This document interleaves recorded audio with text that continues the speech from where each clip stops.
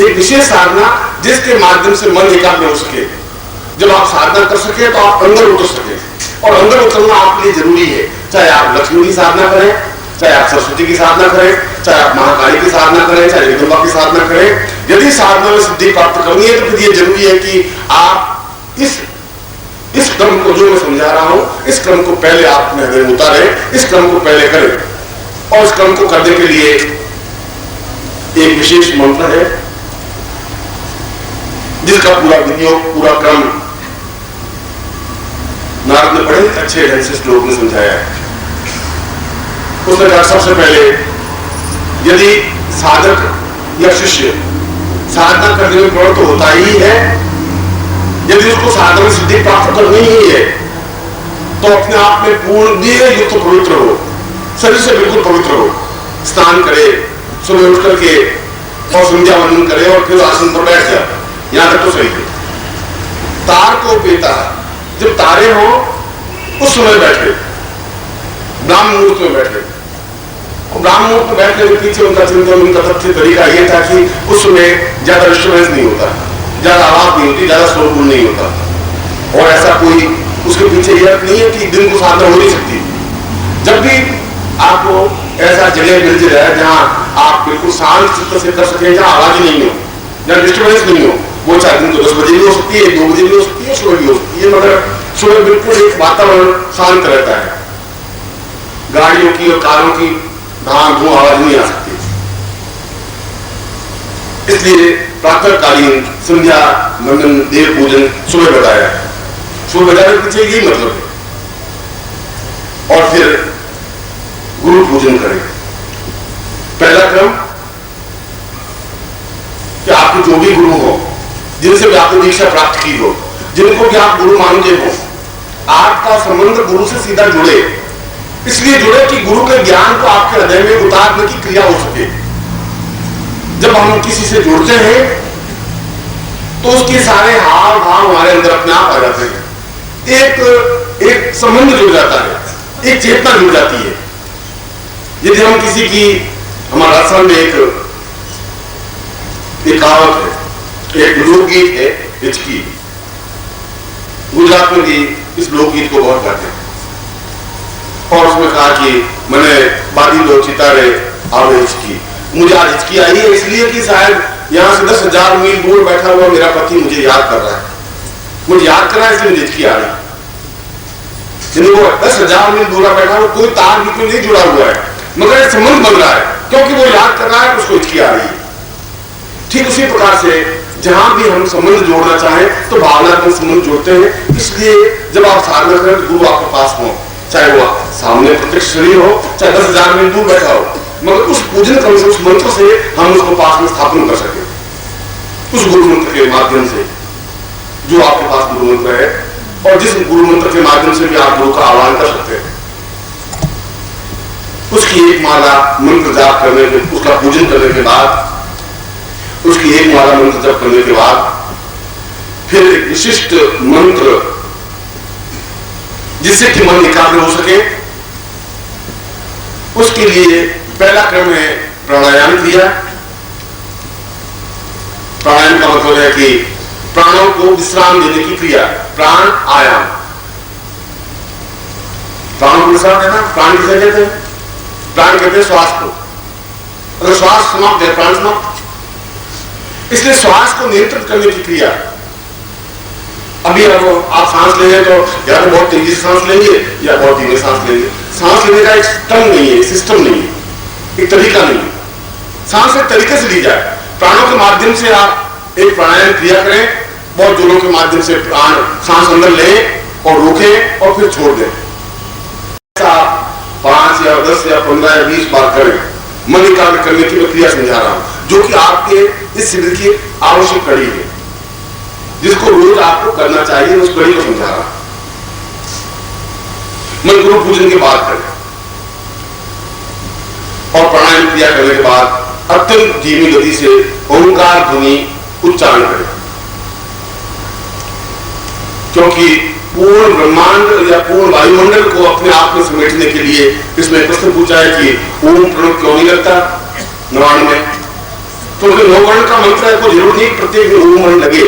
ओम का मतलब है कि मैं पूरे ब्रह्मांड को अपने आप में उतारने की क्रिया कर रहा हूं, उसको ओम कहते हैं। ओम का तात्पर्य है कि ये समस्त जो ब्रह्मांड है, दिशाएं है, आकाश है, पृथ्वी है, वह अपने शरीर में उतर सके और मैं अपने शरीर के अंदर स्थित प्राणों को पूरे ब्रह्मांड में फैला सकूं। ये दोनों की क्रिया को ओम कहते हैं। इसलिए ओम की ध्वनि के माध्यम से हम अपने मन को एकाग्र करने की क्रिया का प्रारंभ करें। यहां मन की एकाग्र नहीं हुआ, मगर यह जरूरी है कि हम उसके लिए अपनी पृष्ठभूमि बनाएं। मैं प्रैक्टिकल रूप से मैं ओम की ध्वनि कर रहा हूं, आप मेरे साथ ओम की ध्वनि करेंगे, मैं आपको समझाऊंगा, क्योंकि आपके पास प्रैक्टिकल चीज होनी चाहिए। मैं बोलूंगा ओम, आप मेरे साथ ओम की ध्वनि बोलेंगे धीरे से। हरि ओम।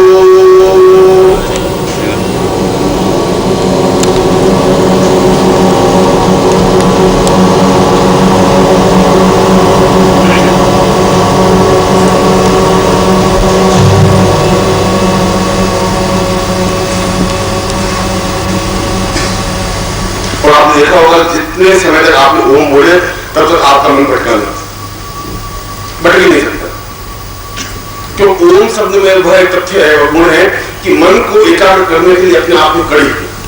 इसलिए प्रातःकाल उठ करके आपको अत्यंत धीमी जैसे आप कर रहे थे, चीख दी जरूरत ओम, ऐसा कूदने की जरूरत नहीं है, और ऐसा भी नहीं कि आप उच्चारण हो ही नहीं। ऐसा करने पर पूरा ब्रह्मांड का वातावरण आपके अंदर समाहित हो सकेगा।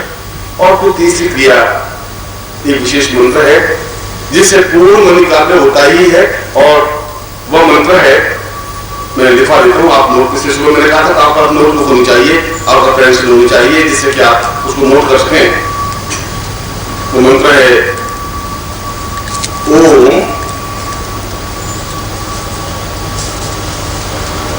प्रणव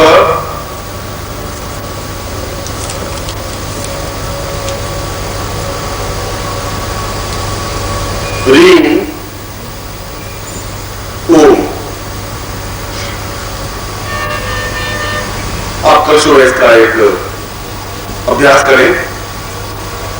इसी मंत्र को, जिस मंत्र में आपको बताया है, ओम की ध्वनि 2 या 4 या 6 या 8 10 बार करने पर, एक बार करने की जरूरत नहीं है, 10 15 20 बार करें।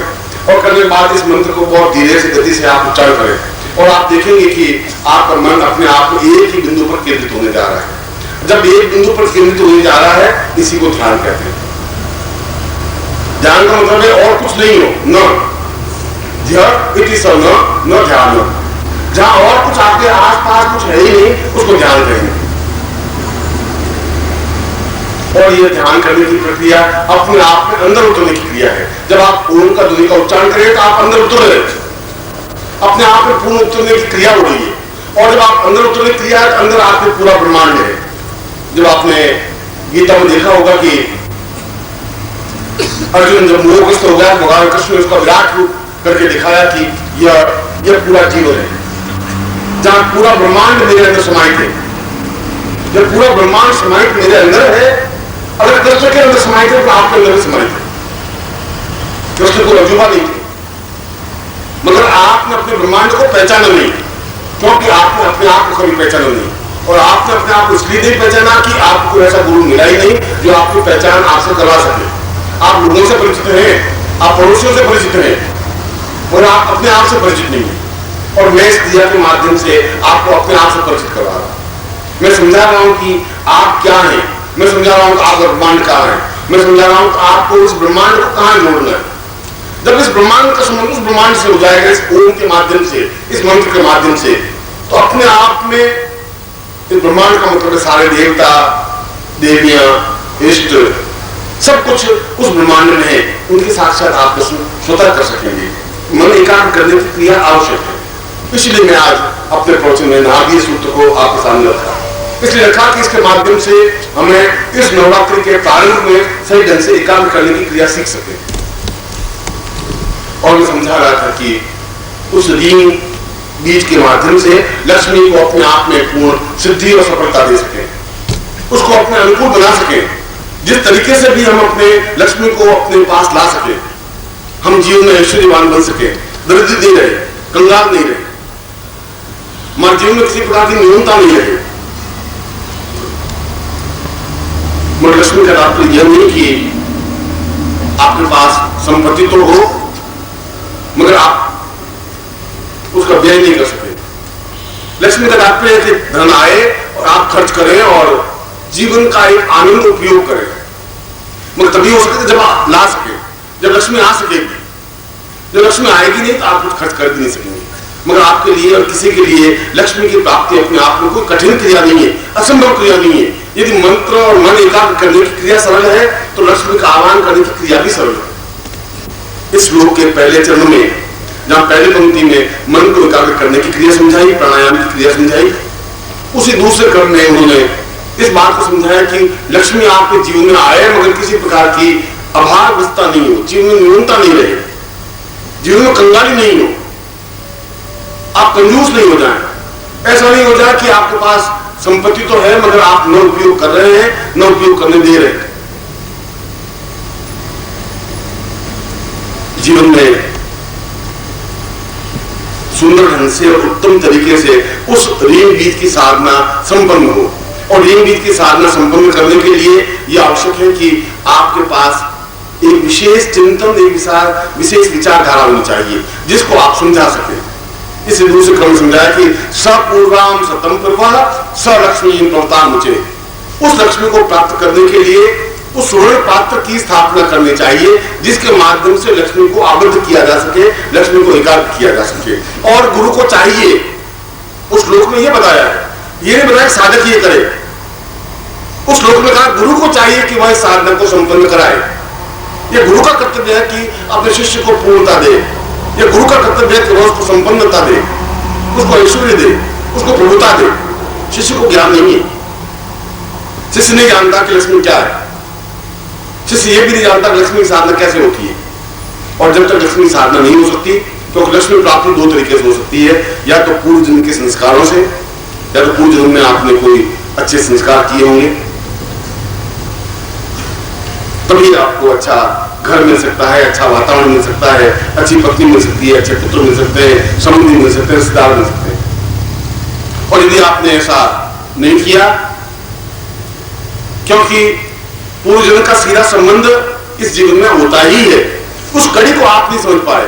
मगर जो साधना क्रम से समझते हैं उसको एहसास होता है कि हमारा सारा इस जीवन का किया हुआ अगले जीवन में हमारे सामने बिल्कुल स्पष्ट है। जो कुछ हम प्राप्त कर रहे हैं वह पिछले जीवन की कड़ी है। हम कौन हैं, आपका मेरा क्या संबंध है, इतनी दूर से आप मेरे पास क्यों आ रहे हैं, मैं आपको क्या समझा रहा हूं, क्यों आपके मेरे पास इतना अटैचमेंट है, इतना प्यार है। ये सब कुछ कहीं न कहीं को तार जुड़े हुए, और वो तार वो इनके संबंधों को समझने पर ही स्पष्ट हो सकते हैं। कई देखभाल करके पत्नी लाए और घर में कलह बनी रहती, लड़ाई झगड़े बनी रहते। चंद्रलाल जी ने उस बेटे ने पूछा कि पापा आपने गुण क्या है? उन बेटा ने हर एक जानवर की बोली बोल सकता हूं। अच्छा, ये आपने कहां सीखी? कि मैं बचपन से अभ्यास करता है, गधे की बोली बोल सकता हूं, घोड़े की बोली बोल सकता हूं। उसने गधे की बोली बोल के बताई बच्चे को, अपने 5-6 साल के बच्चे को। फिर घोड़े की बोली बोल के बताई, फिर गाय जैसे रम्माती है गाय की बोली बोली,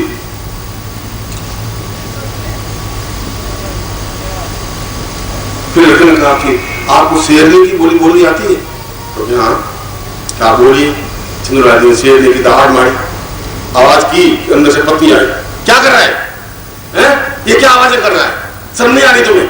बच्चे के सामने रोड खराब कर दहाड़। ये शेरनी बेटा, ये प्रत्यक्ष, मैं तो बोली बोल रहा हूं, ये देख। तो तुम्हारे घर में तो